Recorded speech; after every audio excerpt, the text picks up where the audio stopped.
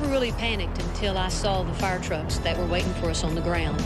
I remember thinking, if it's my time, it's my time. That was God's plan.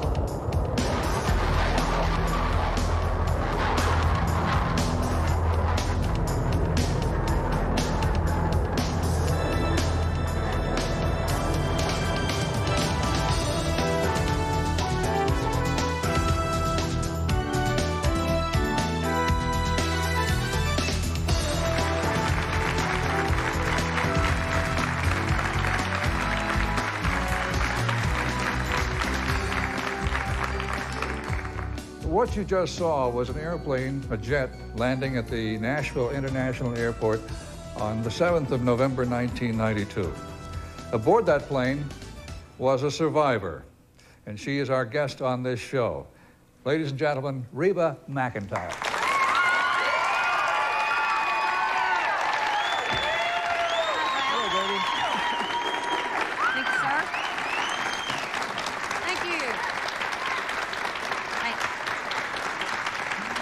Reba, welcome to our show. Thank you very much. I'd like to address what they've just seen on the screen, first of all. What happened? Why did you have a pancake landing here in Nashville? When we left the Gallatin Airport, we couldn't get our landing gear up or down. It was jammed. And so we went to the International Airport to try to figure out why. And as we flew by the tower, they told us, yes, your landing gear is not where it's supposed to be. So we flew around Nashville to burn off fuel and to go make another run by or flight by the tower to see again, because Kevin McCutcheon, my pilot, was working the controls trying to get the landing gear either up or down. And so as the second time we flew by the tower, they said, still not up, still not down. Was this the nose wheel? Uh-huh. Yeah, it was the landing gear on the front.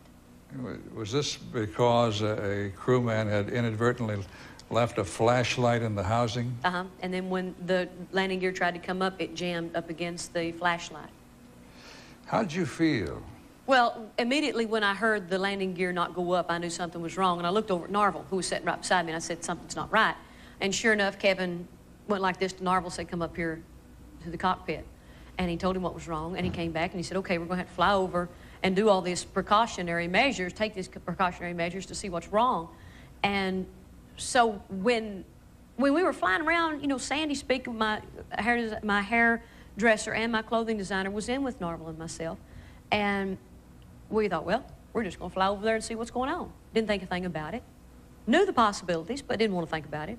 And so we started talking about, places we were going to eat in Albuquerque when we flew in there the next weekend, making small talk. Sandy and I were playing cards. And so when we did make our first touchdown to see what was going on, that's when we saw the fire trucks. And that's when it really hit me. This is serious. They're not playing around here. And so that's when my eyes started watering up. I thought, wow, this is serious. And we went back up and flew around some more to burn off more fuel because we were full. And so when Kevin came over the speaker again, he said, okay, we're going to touch down on the rear wheels, and then we're going to slow down as much as possible, and then the nose of the plane is going to come down, and it's going to be metal against concrete. So it's going to be a little noisy, and there's going to be a few sparks. Now, when the plane comes to a complete stop, we're going to turn off the power, turn off the lights, and then you unbuckle your seatbelt. Now, can't you imagine what's going through your mind about this time? Well, you'll unbuckle your seatbelt and slowly walk to the front of the plane and disembark. Narvel looks over at me and says, if he thinks I'm going to sit here until this plane stops, he's crazy. So once the lights were out, and when Kevin came from his seat to the front of the plane, there was Sandy and myself and Narvel sandwiched together, ready to get off the plane.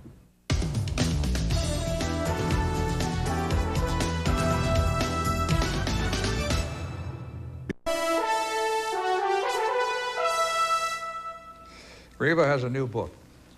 It's called Reba, My Story, and was written with Tom Carter, who also wrote my books. Absolutely, both yours. And this is what it looks like. It has a gorgeous picture of Reba on the cover. And I've read the book, and I love it. Thanks. It helped me to get to know you a lot better than I did. And I thought, let's go for a funny story, and then we'll go in another direction. But there's a wonderful story about your first fanfare. And fanfare is a gathering of country music fans from all over the United States and from foreign countries who come each June to meet their favorite stars. But you hadn't had a lot of success at this point, had you? Zilch, absolutely none. I was with Polygram Mercury for 8 years, 8 albums, and had 2 #1 records. And things were really, really slow, and I'm so thrilled and so thankful to Polygram Mercury for keeping me on the label as long as they did, because they taught me an awful lot, and I learned a lot. Had great teachers. And when I went to Fanfare the first year, it was no recognition, no attention. The second year was no attention. So Mother went down with me every year to Fanfare, and one year I was sitting there at the booth, and at the Polygram Mercury booth, and I had my little Sharpie pen, and I was in my little cubicle, and there was a cardboard sign above me, about 3 feet up above me, and it said, Reba McEntire. So I was sitting there, and I was supposed to sit there for 2 hours, and I'd look around, everybody watch them go by, and they'd look at my name and look at me and walk on by. And so here come this couple, this man and woman, and they looked at me, looked at the name, looked at me again, and they talked a little bit, and they walked up to me, and I got my pen ready. I thought, I'm going to give an autograph.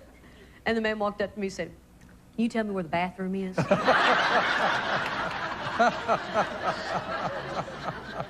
Not only did I about cry, but my mama did too. It just broke her heart. Her little girl had to sit there. When you were a little girl, did you want to grow up and be a nurse or something other than what you became? I wanted to be a cowgirl. I wanted to be a world champion barrel racer. Because we were at the rodeos, and the women were competing in the barrel racing, and their daddy was, to me, I mean, what other kids thought were heroes, you know, Roy Rogers, the cowboy, my daddy was the hero. He was world champion steer roper, and all of us kids, when it came daddy's time to rope, you know, nowadays kids go out behind the chutes and play and rope, never watch their parents compete. But when it came Clark McEntire, when he was announced over the loudspeaker, we all hustled up the grandstands and sat right by Mama, and we didn't sit by anybody who was eating peanuts. That was a no-no. That's bad luck. That's the only superstition Really? I know Mama ever had. You mean among rodeo people, that's considered bad luck? Uh-huh. You don't sit by anybody eating peanuts. And she would move all 4 of us kids. We'd go find other seats. It's not like we had, you know, assigned seats anyway.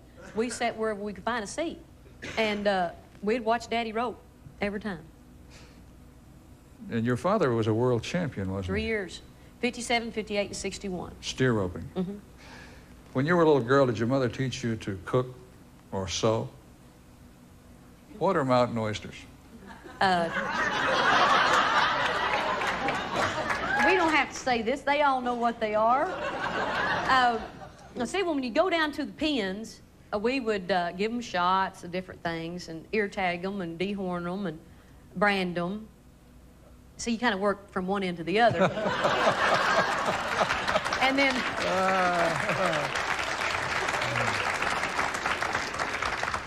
the last thing was to change their lifestyle. And Susie would usually hold the tail, and or before Susie did, I had to, and I would hand Daddy all the vaccinating needles, and then as I got older, I could load them myself, fill them up with medicine, and then I eventually got to where I gave the shots myself. But during that period of time, one of us little girls would hold the tail, and Daddy would cut the sack, pull the testicles down, and cut them and hand them to us, and then we'd put them in a bucket. Then us 3 girls would take the buckets to the house. We'd probably do 100, 200 bulls a day.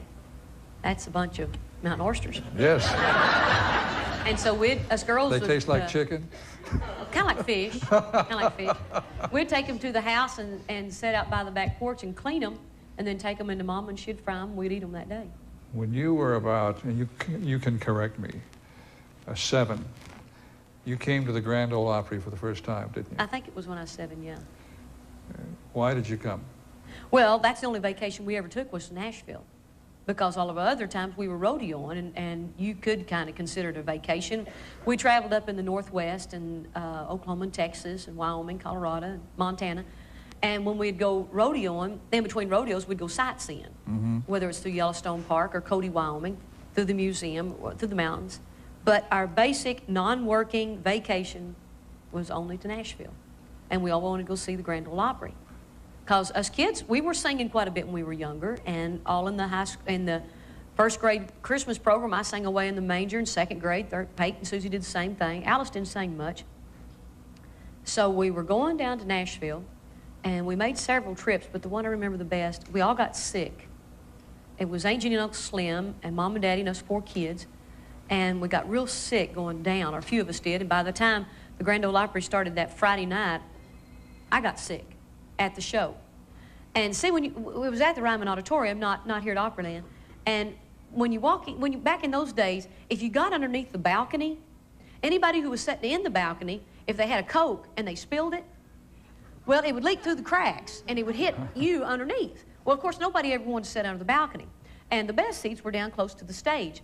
And so we always got the cheapest admission price, and so that was underneath the balcony. So what we'd do is we'd wait until somebody down front would get up and go to the bathroom or leave, and then we'd sneak down and get a good seat. Well, Mama went first. I think Daddy and Alice was already scattered everywhere, and Mama went down. She found a good seat, and I was sitting kind of underneath the bleachers, feeling awful, and I was getting hit on the head with Coke and stuff and all kind of soft drinks, and I got to feeling worse, and I walked down and found Mama, and I said, Mama, I think I'm going to be sick. I think I'm going to throw up. She said, go find a bathroom. And she never took her eyes off the stage. That's how big fans we were of the Grand Ole Opry, and still are. And so I went trying to find a bathroom, and I found an usher, and I asked him. Well, I was feeling so bad, I couldn't comprehend where he wanted me to go, so I found the front door. And I walked out the front steps, and there it happened. I threw up on the front steps of the Ryman Auditorium. And I was wearing a pink dress that Sally Williams, my cousin, had given me in a giveaway sack. And a gentleman walked up to me and handed me a handkerchief. He said, here, little girl. And I wiped my mouth off, and I didn't know any better. I handed it back to him. He said, no, that's all right. You can keep it. I didn't know any better. I was just going to give it back. It was his.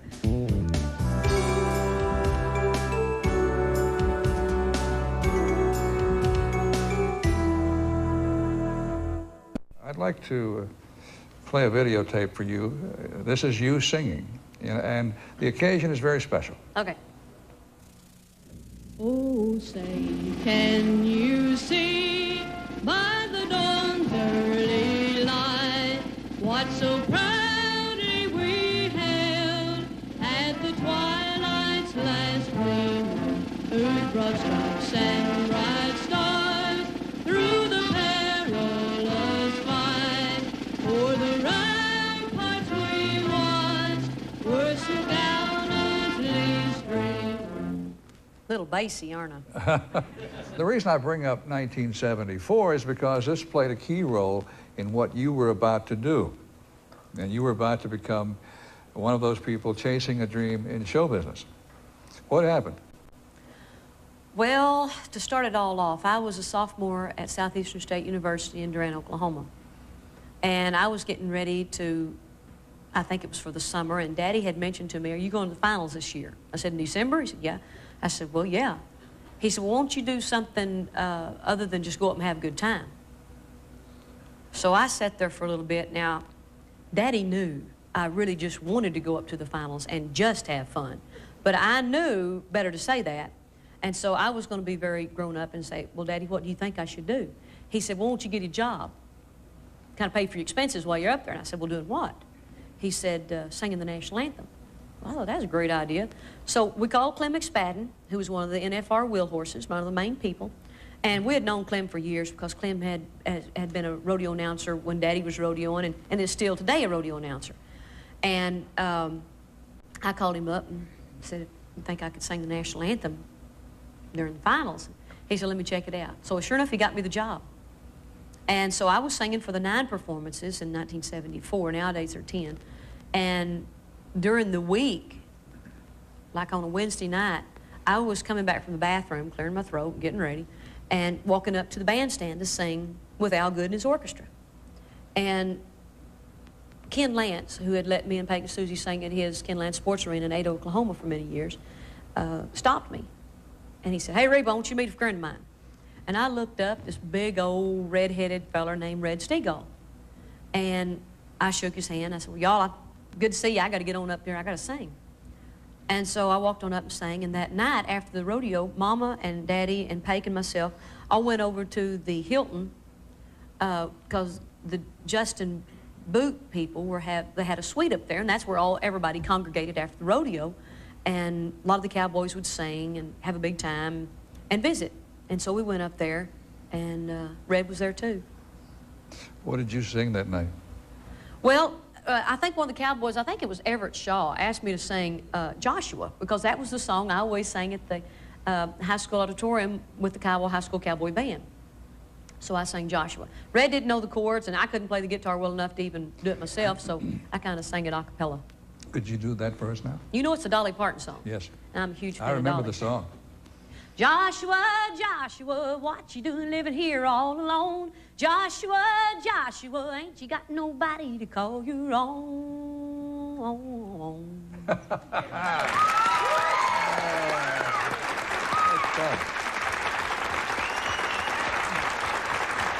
Now, staying with Red Steagall. Red Steagall, I believe, was asked by your mother for a favor. Yeah, well, Bobby, Red's first wife, and mother got to talking, and Bobby asked Mama, said, do you think do the kids, or does Reba in particular, does Reba have any aspirations of getting in the music business one day? And Mama said, oh, definitely, all three of the kids are very serious about their music. And so Mama had asked Red, was there any way of getting the three kids into the music business in Nashville? And Red told her honestly, said, no, Jackie, I'm just fighting for myself right now. I don't think I could do any good for you. And so Mama said thanks, and we went out of Oklahoma City knowing we'd met a real nice person, Red Steagall, and knew we had a friend for life.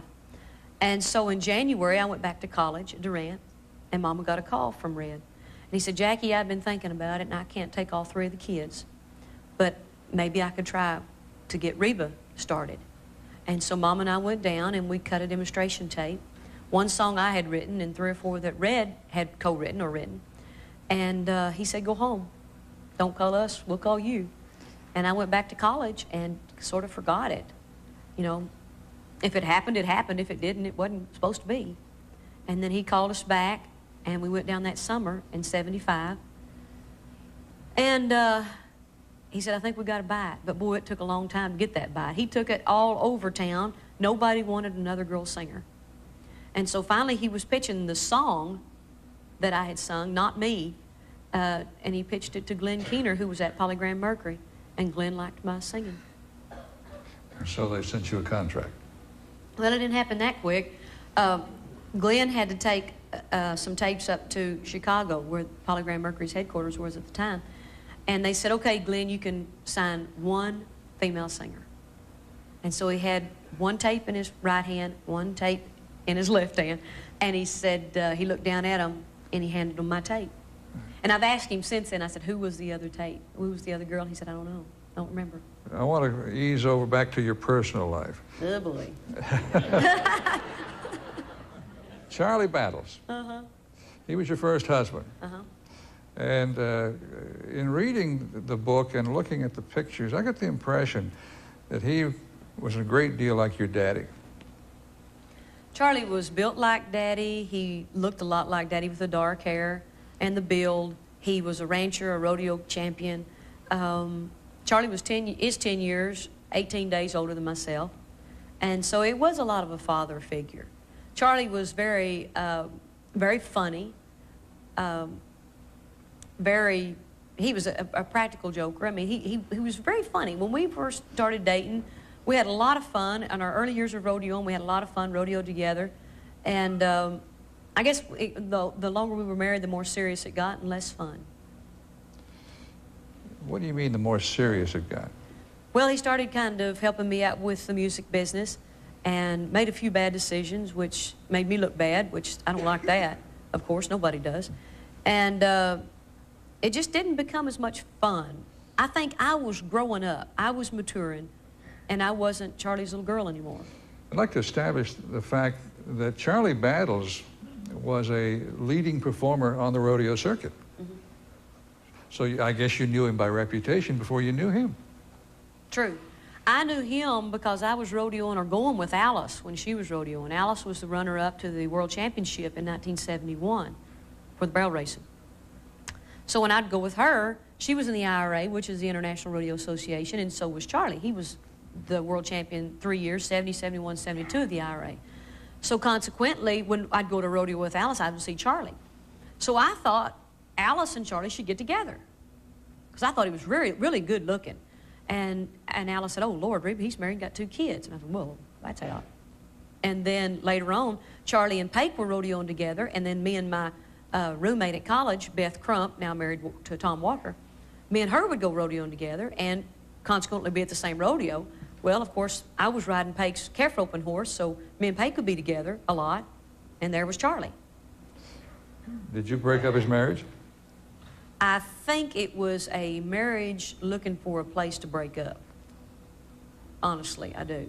And Paik told me after Fort Smith, after the rodeo, we were out the roping pen one day. He said, did you know Charlie and his wife broke up? I had no idea. Were you at that point interested in Charlie? I thought he was good looking, but, you know, he was a married man. What happened to that marriage? I started having a mind of my own, and I wanted things different. And he didn't want to change. He wanted me to slow down in the music business. After I won the Entertainer of the Year in '86, I remember being out on the back porch, and he'd say, well, you did it. And we were just so thrilled. We were just so happy. And he said, are you ready to slow down? And I said, no, I'm ready to kick it into high gear. He said, oh, surely not. Do you think that at that crossroads in your life, that marriage was doomed? I think I chose career over marriage. I really do. About 1980, you hired a new steel guitar player, didn't you? Uh-huh. I didn't. Paik did. A guy named Narvel Blackstock. Yeah. And he was very much in your life for a long time before you even got interested in him. Oh, yeah. Narvel and I, Narvel was my steel guitar player, my band leader, my road manager, my tour manager, then my manager. Then he got demoted and I married him. I think I always admired him, but, you know, it was really funny. Narvel and I never hugged, never touched. Now, I'd hug Preacher's Neck and Wayne Lewis and David Anthony and all my, you know, all the band members, and Larry Jones, my bus driver. We were just like brothers and sisters, but Narvel, just, you know, he didn't hug my neck, I didn't hug his neck. The only time we did was after I won Entertainer of the Year in '86, I hugged his neck, because I felt like he was just as much a part of the winning as I was, as I hugged everybody else in my band. You married him after becoming involved with them for how long? Oh, let's see. I got my divorce in '87. He helped me through a lot of that. He was your comfort? Well, he went to the depositions with me. He went to the hearings with me. He was he was my support. He was a lot of comfort. And we had just admired each other for years. We respected each other. We wanted the same things. I just admired him.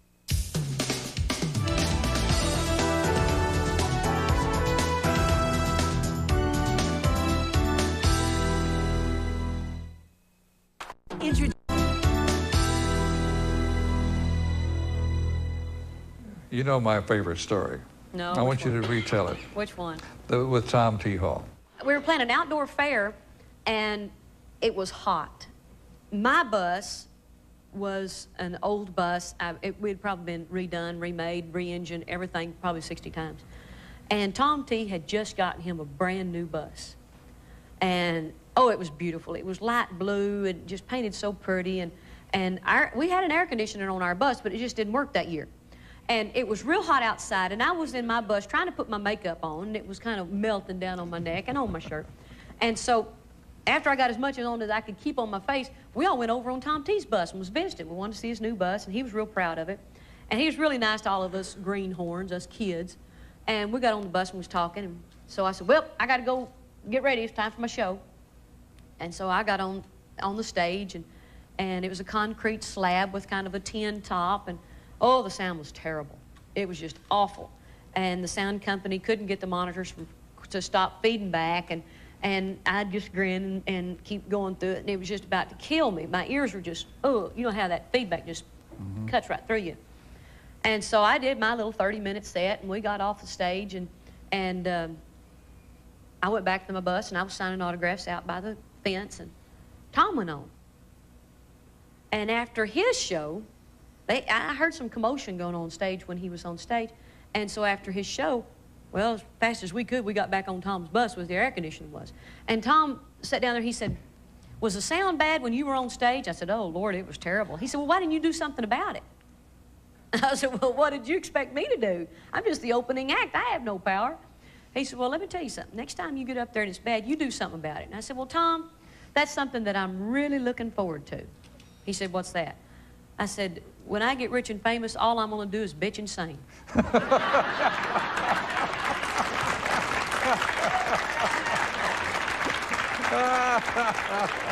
you that, too, one night on your show. That's his favorite story, too. No, he's a character. I want to ask you about probably the most painful thing that ever happened to you, and that's the plane crash in San Diego. We were doing 4 shows that week that would require leasing planes. I don't even think we could have made it commercially. And we flew into San Diego. Narvel and I and Sandy were on a Hawker. And then the band and the part of the crew that we needed, they split up and went on 2 Saberliners into San Diego. Well, they were there and ready for the show by the time Narvel and Sandy and I got there. And so we went to the hotel where the show was going to be held, and I got ready, did the show, and I did Sweet Dreams that night as my encore. The band left the stage, and I did Sweet Dreams. And so we went back to the hotel, and Jim Hammond, my tour manager, came up to the suites with us, with me and Narvel, and we were talking about, I wanted to show Jim the suite because it was a really nice room that IBM had rented us for us that night. And it had a huge, swanky bathroom and real nice living room, and I was showing Jim around because, man, we were just like, you know, kids from home. We were tickled to death about this. And so then Narvel, we were coming back the next week back to San Diego, and Narvel said, why don't we have everybody up here in the suite after the show next week, and we'll have hors d'oeuvres and some drinks, and we'll just have a get-together. And Jim said, I'll have it arranged. And so I hugged Jim's neck, and he went on down and loaded up everybody in the vans, and they went to the airport. So we went to bed, and Narvel was watching television still. He's a CNN fanatic, and I was asleep, and the phone rang, and it was our pilot, Roger Woolsey, and he said, Narvel, can you come up here to my room? I think something terrible's happened. Well, what had happened was Wayne, Roger's brother, who was our co-pilot, went on one of the planes. Jim had talked to Narvel about, Jim Hammond, had talked to Narvel about taking the Hawker that we had flown in on because it was a bigger plane than the Saberliner that we had usually been flying on. He said, can we swap you planes? And that way we'll have more room.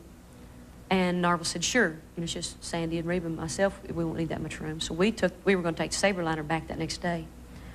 And so Roger was going to fly us. And so Roger went out with everybody to the other field.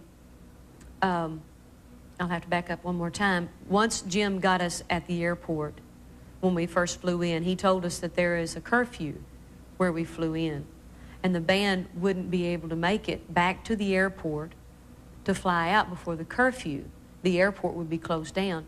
So Narvel said, well, instead of having to rush the show and rush everybody getting back over here, let's have the pilots move the planes up to the other airfield that does not have a curfew. And so they did that, and so our pilot, Roger, went out with everybody else to the other airport, and they got on their planes, and Roger was leaving the airport, and for some reason he looked in his rearview mirror and saw a huge ball of fire, an explosion. One plane took off safely, and one took off and hit the side of the mountain. I want to point out something here and commend Narvel. Narvel had the tough job of talking to the families. Mm-hmm. And that probably was one of the hardest jobs he's ever had in his entire life. Without a doubt. But it kept him from breaking down. I already had. I was going from room to room. We had 2 rooms and a living room in the middle. Narvel and I were sleeping in here, and this bedroom was vacant. And he had to go in the other room to make phone calls because I was falling behind him crying. And he finally had to tell me, he said, Reba, you're going to have to leave me alone. I can't do this with you crying. And so he called everybody. He called his mom and dad, but he forgot to call his children in Wyoming. And I called my parents. And I also called Barbara Mandrell because Barbara, Kurt Capello had worked for her before he came to work for me. And I thought she should know. Reba, why did you write this book? To set the record straight on a lot of things that had been written about me. There are 2 other unauthorized biographies on me. And I flipped through them. The pictures were okay. I've seen them before. And basically, they're newspaper articles and things they've gotten from the press. And I thought it was only fair to my fans, who are the reason I'm doing what I'm doing and the reason I have groceries on the table. I did it for them. And I also did it for Shelby. This is kind of an introduction to his great-great-great-grandfather and his great-great-grandpap. And it's kind of tells him what I've been doing all my life. All right, that having been said, to set the record straight, let's go back to 2 points on which you received criticism. Okay. One was you sang at the Academy Awards, 9 days later? And the other was that you were in the next edition of People magazine. Mm-hmm. And I think some people felt that you didn't stay in mourning long enough. And I wanted you to address those things for me. Ralph, I really don't think mourning is healthy. Mourning, to me, I've been through it. If I hadn't been through it, I couldn't say that. But to keep busy was my only way of keeping my sanity. And I knew I had an organization to think of, too. They had families to feed. Their way of making a living and feeding their family was to be on the road. And if I didn't sing and perform, they didn't have a job. They'd have to go find a job with somebody else, and that takes time. And they weren't in any shape to go looking for another job. We were a wreck. We were emotionally wrecked. How did you find the strength to sing at the Oscar Awards? Well, when we got home Saturday night from San Diego, we went and visited the families, and the next day we did. But before we left for the next day, on Sunday, I was at my dressing room table, my vanity, putting on my makeup, getting ready to go see the families. And I thought to myself, man, we got to tell the people at the Oscars. Because we discussed when we were going to go back on the road, and I said maybe July. This was March. And so then I was thinking, man, the Oscars, I told them I'd sing. And I told them I'd sing I'm Checking Out.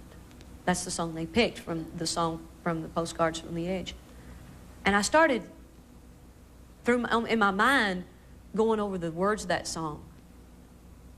And I thought, man, that's my band. They're checking out of this old Heartbreak Hotel, which is the earth. They've gone on to a better place. They're happy. And I had a very peaceful, just like no problems, no worry, no sorrow. And it was just like they said to me, go sing that for us. And I walked into the sitting room. Narvel was watching television. I said, Narvel, I'm going to do the Oscars. He said, what? I said, yeah, I'm supposed to. I know I am. And he called him the next day, called Sandy Brokaw, my publicist out on the West Coast. And Sandy called the people at the Oscars, and he said, they never took your name off the list. Your faith in God gave you a great deal of strength, didn't it? I couldn't have done it without him. How about the People magazine article? We picked the People magazine article because Jane Sanderson is a very good friend of mine. I love her to pieces, and I know she respects my privacy. She respects my feelings, and I knew that she would do the best and say what I said to the best of her ability. Write an article with some class to it. Mm-hmm. She's very, very good.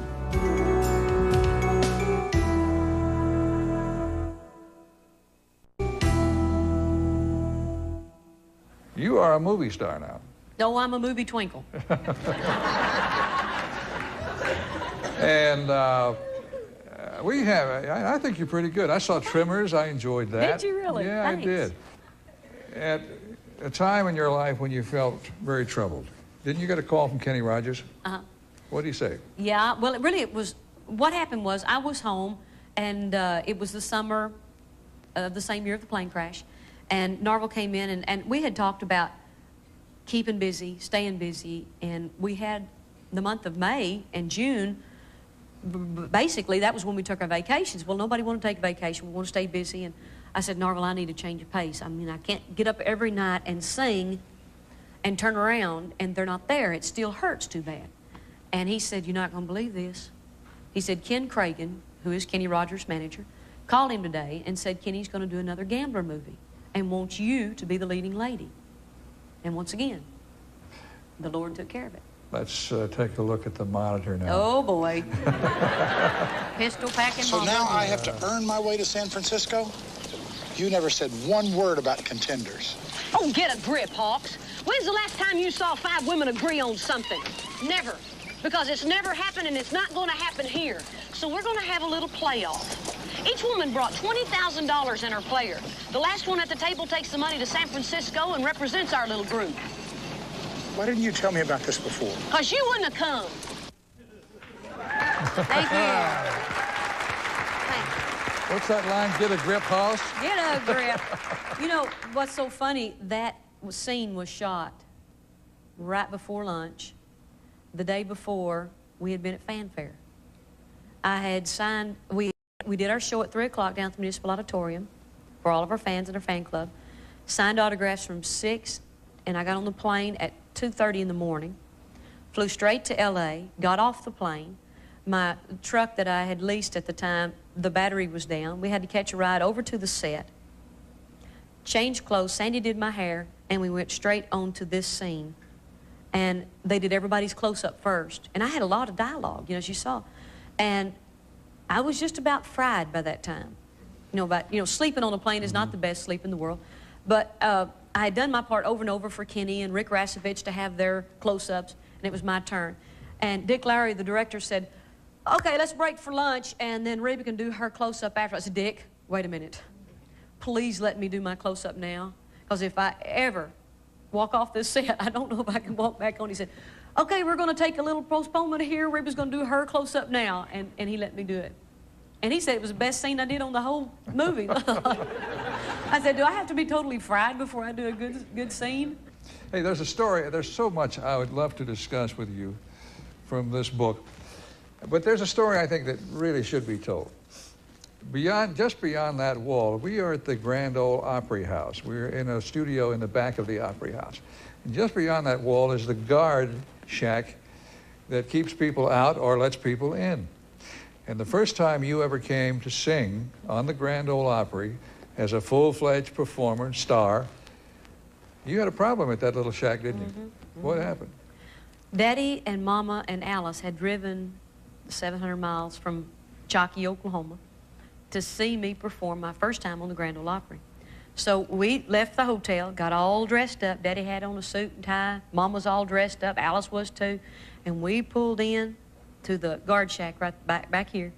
And Daddy said, roll down the window. He said, got Reba McEntire here. She's going to sing on the Grand Ole Opry tonight. We just as happy as we could be. And the guards flipped through. He could care less. And so he was flipping through the pages. He said, not tonight. And Daddy said, well, what do you mean? She's not on this list. She can't get in. Daddy said, what do you think we ought to do? He said, well, I suggest you turn around and go home. He said, well, feller, we can't do that. We drove all the way from Oklahoma. So Daddy turned around. We went across the interstate, that get and go across the interstate, and I went in and used the telephone, payphone, and called Dick Blake of Lavender and Blake, my booking agent at the time, and that was my first job from them, Grand Ole Opry. So he said, I'm terribly sorry, there's been a misunderstanding. You go right back over there and they'll let you in. And sure enough, once we drove up, that guard was just grinning and drive right on up here, Mr. McEntire. We'll get you right in here. Here's your parking place. And we went in, and we were just so proud to be here. I'm telling you, we were 3 proud Okies. And we got backstage, and Daddy told me, we were standing back there waiting for him to tell me when I could go on. And Daddy said, Reba, do you realize that 30 years ago today, I won the all-around at the Pendleton Roundup Rodeo? September the 17th, 1947. And that was a major milestone in his life. Huge milestone. And there I was, my first time at the Grand Ole Opry.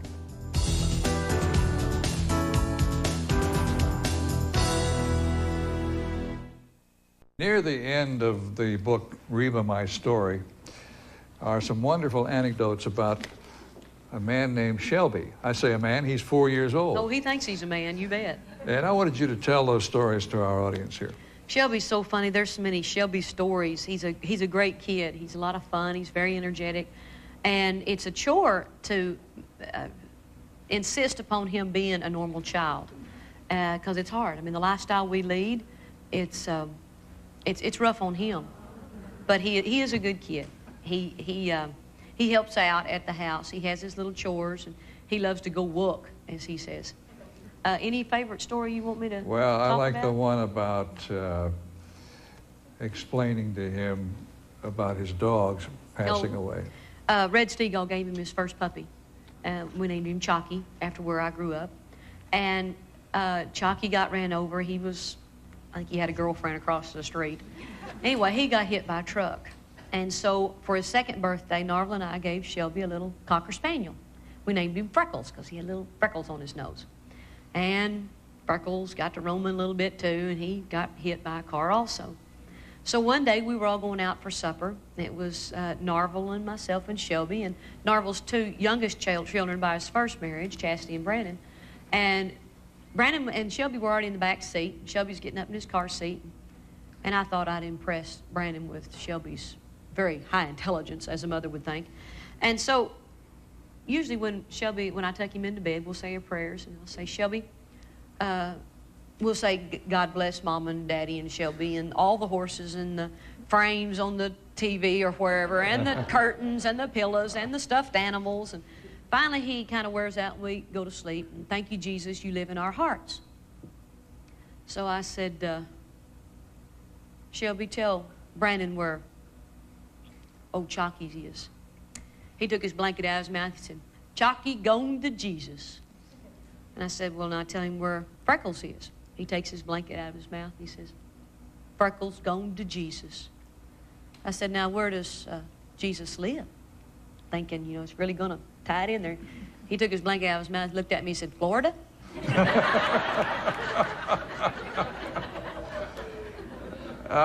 One more. The good boy story. Oh, yeah. We took a vacation 2 years ago, September, to a motorcycle bus tour. Had a real good time, and we were staying at this beautiful hotel at the Homestead. And Narvel and I were getting ready for supper. Always food. It's always food.